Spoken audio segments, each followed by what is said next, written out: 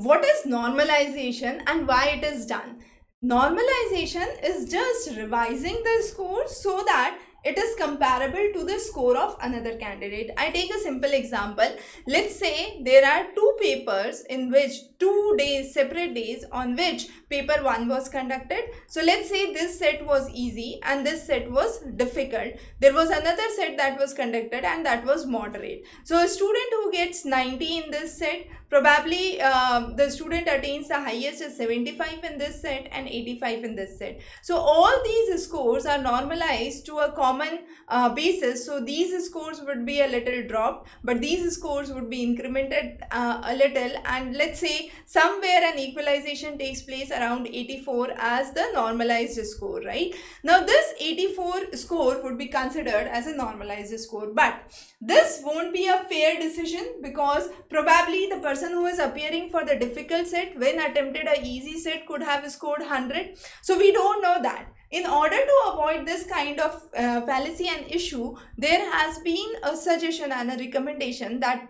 so far there was normalization that was done for the NET examination because the exam was conducted online across various sets, not for the paper in which there was only one single day where all the exams were conducted, but for other subjects. Let's say there were 3 shifts in which the exam was conducted where you have huge number of students. In those cases normalization was done.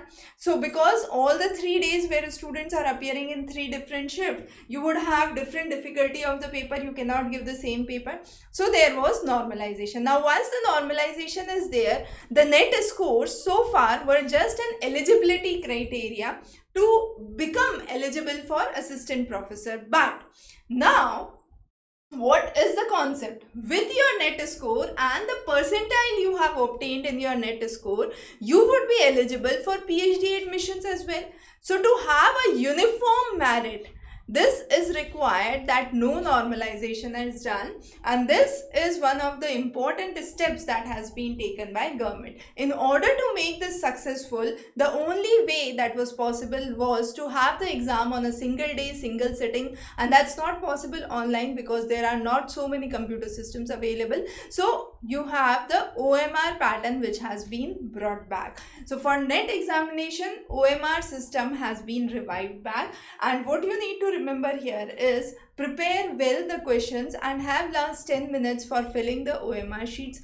Practice filling few of the OMR sheets, and this would give you a good lead as compared to other candidates. But definitely over the years we have expected and seen that the papers are getting difficult. So you need to prepare well, study hard, and of course we are there if you have any questions or queries.